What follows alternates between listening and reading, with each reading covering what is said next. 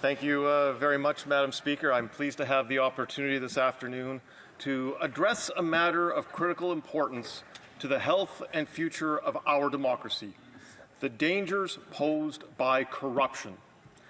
A democratic government is founded on the principles of accountability, transparency, and trust. When these principles are eroded by corruption, the very fabric of democracy is eroded as well, and public confidence in institutions is undermined. History offers numerous examples of how corruption has tested long-standing democracies and the strength of democratic institutions. History has a lot to teach us about this very real problem. And as the saying goes, those who do not learn from history are condemned to repeat it. One of the most iconic symbols of corruption in modern-day governance has to be the administration of U.S. President Richard Nixon and his infamous Watergate scandal. The Watergate scandal consisted of Richard Nixon's staff hiring burglars to break into the Democratic Party's headquarters to plant listening devices in their phones. When the burglars got caught, Nixon's re-election campaign paid them to stay quiet. Eventually, a Senate committee was established to investigate the matter. When the Senate committee requested that Nixon hand over audio tapes of his White House meetings, Nixon initially refused. Then he ordered his Attorney General to fire the special prosecutor who was requesting the tapes. Only after a Supreme Court ruling did Nixon eventually relent and hand over the tapes, all of the tapes unedited and unredacted. Shortly after, President Nixon resigned in disgrace. While it's good that in this instance the corruption was stopped and the bad actor resigned, the effects were long-lasting in democracies all around the globe, including Canada. Ever since, people have become very cynical and distrustful of politicians and assume that those in power prioritize personal or partisan gain over the public interest. People assume that politicians routinely engage in bribery, embezzlement, and influence peddling. These actions, whether they are real or merely perceived, erode public trust, distort policymaking, and diminish the legitimacy of government. In democratic systems, citizens must entrust their elected representatives with the authority to make decisions on their behalf. When this trust is violated, the repercussions are severe. Voter apathy increases, polarization deepens, and public cynicism grows. Canada, like any democracy, has experienced its share of corruption scandals. And while no political party and no government is immune to such scandals, this current Liberal government has taken these scandals to another level. The SNC-Lavalin affair brought renewed scrutiny to the Liberal Party under this Prime Minister. This controversy involved allegations that senior officials in the Prime Minister's office attempted to interfere with the judicial process to secure a deferred prosecution agreement for SNC-Lavalin, a major engineering firm facing criminal charges. When Attorney General Jody Wilson-Raybould refused to go along with the deferred prosecution agreement, the Prime Minister removed her from the position of Attorney General, in a move reminiscent of when Richard Nixon ordered his Attorney General to fire the special prosecutor who was requesting the White House tapes. Fortunately, Jody Wilson-Raybould blew the whistle and went public with allegations that she had faced undue pressure to intervene in the SNC-Lavalin case.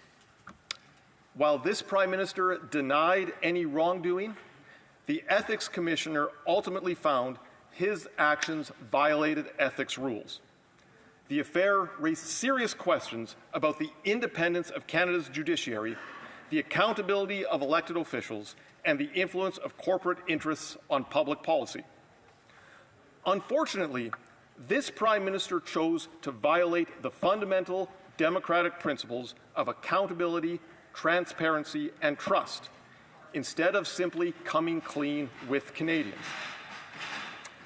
Another recent example is the We Charity scandal, in which this Liberal government awarded a sole source contract worth $900 million to the We Charity to administer a completely unnecessary grant program for students who did volunteer work. It later emerged that this Prime Minister and then Finance Minister Bill Morneau had personal ties to the charity, raising concerns about conflicts of interest.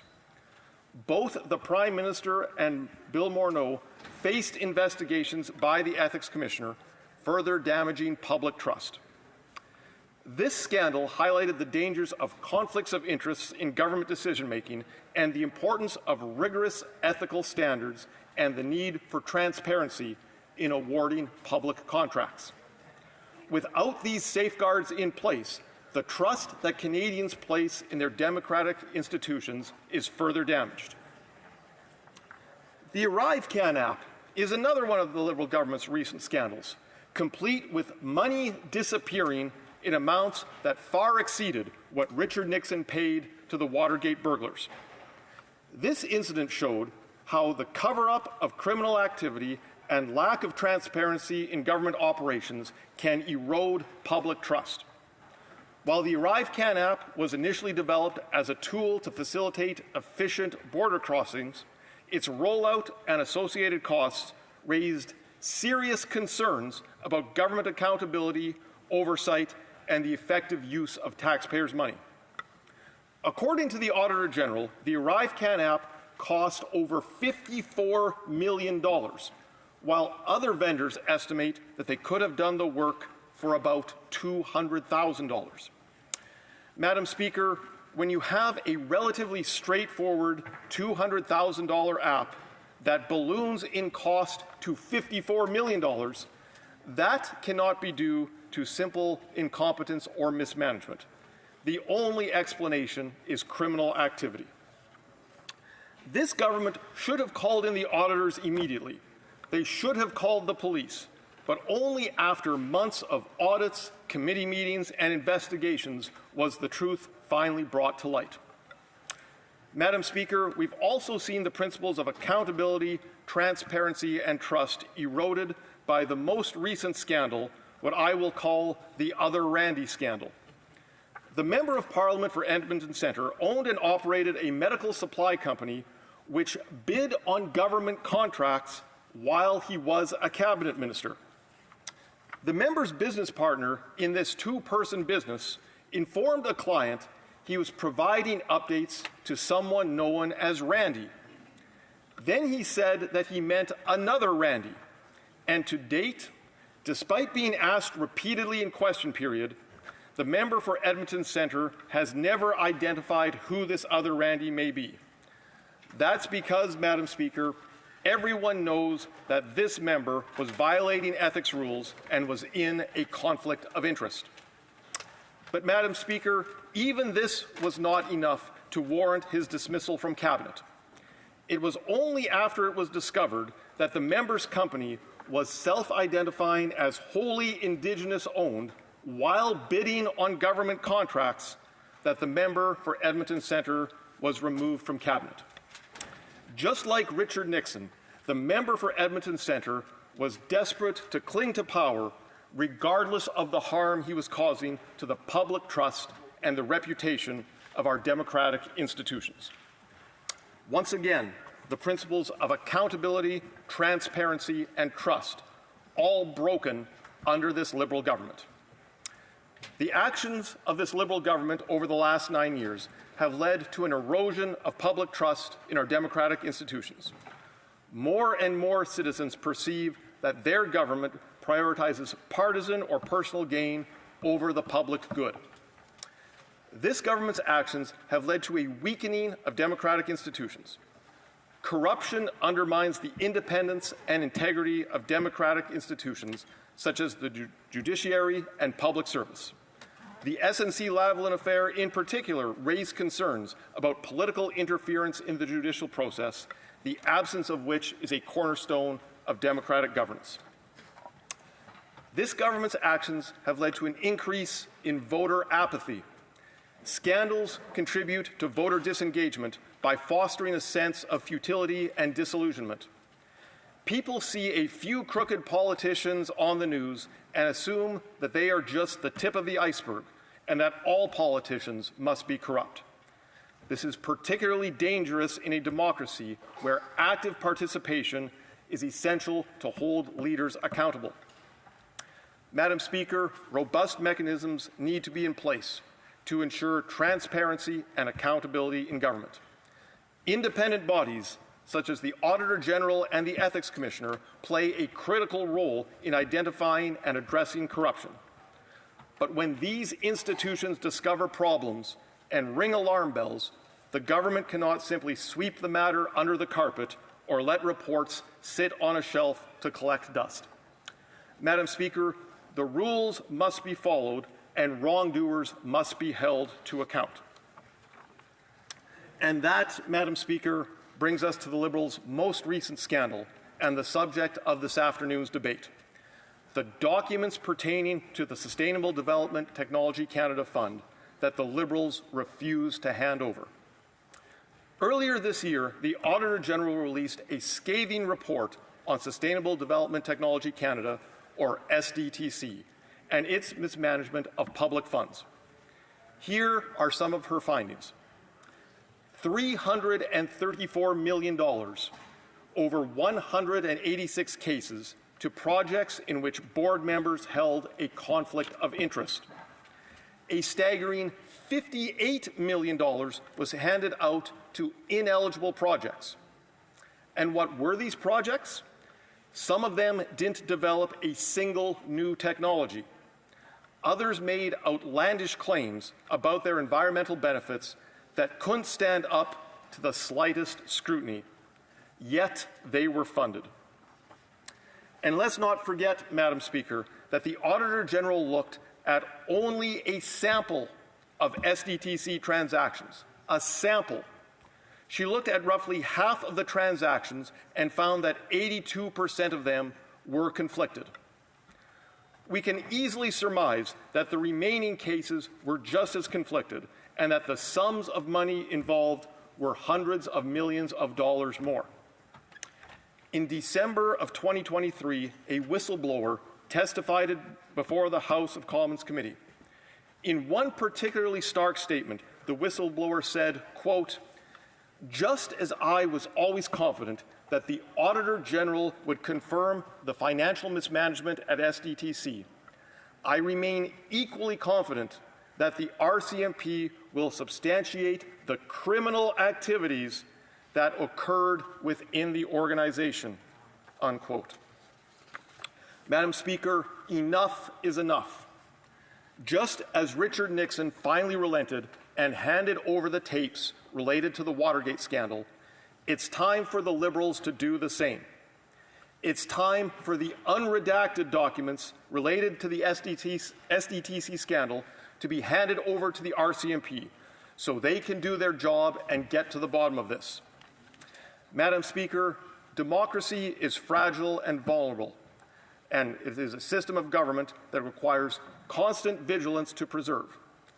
Corruption, whether it occurs in Canada or elsewhere, poses a grave threat to the principles of accountability, transparency, and trust that underpin our democratic institutions. As members of Parliament and as citizens of a democratic country, we must demand accountability from our leaders. That is exactly what we are doing here today. Let's learn from history and ensure that Canada's democracy remains resilient and true to its founding principles. It's time for the Liberals to hand over the documents. Thank you, Madam Speaker. Questions and comments? The Honourable Member for Pierrefonds-Dollard.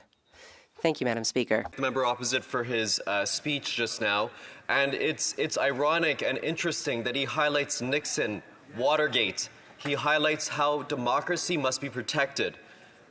Nixon is a shame on democracy. And he also highlighted how public institutions we must protect them and have faith in our democracy.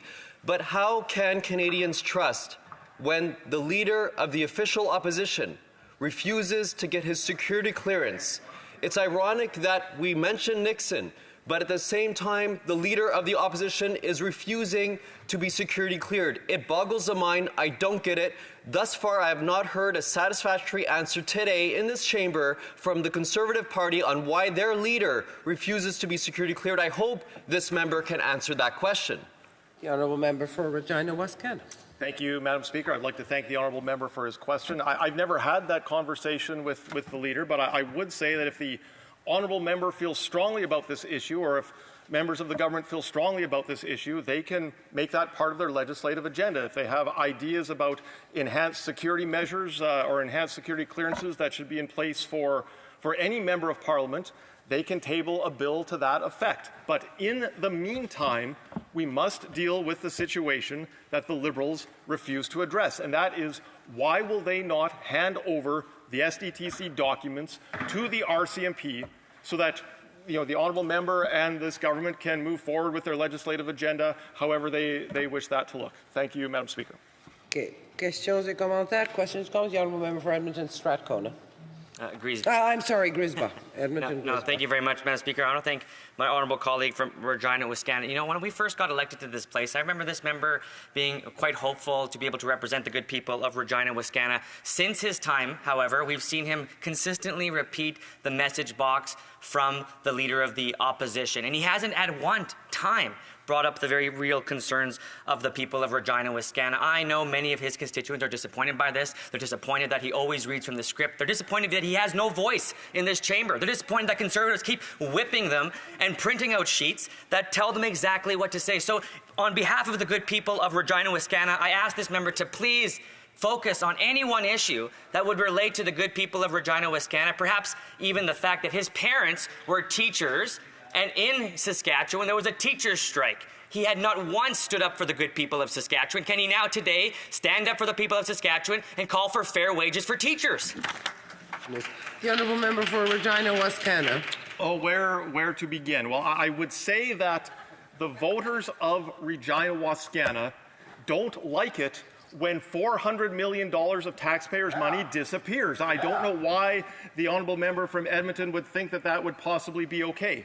As for the biography that he obviously read on my website about my parents, yes, my parents are retired teachers. And if the honourable member is interested in schools and education policy, I would invite him to run in the next provincial election in his home province, because I strongly suspect after the next federal election, he'll be handing out resumes and looking for something to do. The honourable member for Colonial Lake Country. Thank you, Madam Speaker, and I'd like to thank my colleague for this speech. The question that I have is, and he did talk quite a bit about the situation that happened at SDTC, and I'm wondering if he can just expand on the fact that, what we're discussing and what the House is seized with is the fact that there have been over 180 instances of conflict of interest that were determined by the Auditor General. And the Auditor General actually didn't even audit all of the contracts that went through SDTC, and so it potentially could be even more. So when you're looking at the scope of this, how big this is, that this is potentially one of the biggest scandals in Canadian history, you can understand why the Liberals are not wanting to bring forth the documents. They're obviously trying to hide something, what documents they have that they have been heavily redacted. And so I'm wondering if the member can just speak to just how big this is and how important this is right now in our Canadian history. The honourable member for Regina West Canada. Thank you, Madam Speaker. And I would like to thank the honourable member for the question and for all the good advocacy that she does on behalf of her constituents. Yes, it really is reminiscent of the Watergate scandal of the 1970s in the sense that there always seems to be more to this story, and there always seems to be more to this scandal. It's, as I mentioned in my speech, it's not just $400 million. That was just the sample that the Auditor General audited. So it is highly probable that it is much, much bigger than that.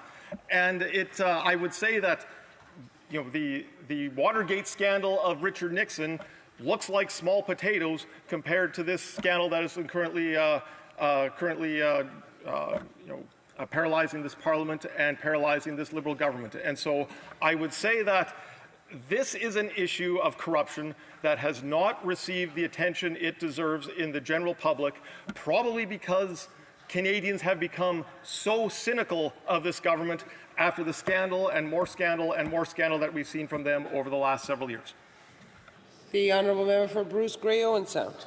Thank you, Madam Speaker. Look, the member really highlighted the concerns around transparency and representing our constituents. I know when I've spoke, I highlighted, when I've spoke to this bill, or not this bill, this parliamentary privilege, I couldn't believe the amount of feedback when I asked my constituents about just how frustrated they are with this government's unwillingness to comply with this democratic chamber, the will of Parliament, in turning over the documents. In fact, over 91% of the people out of 500 plus replies I got back on this indicated they really think the government should follow the will of Parliament.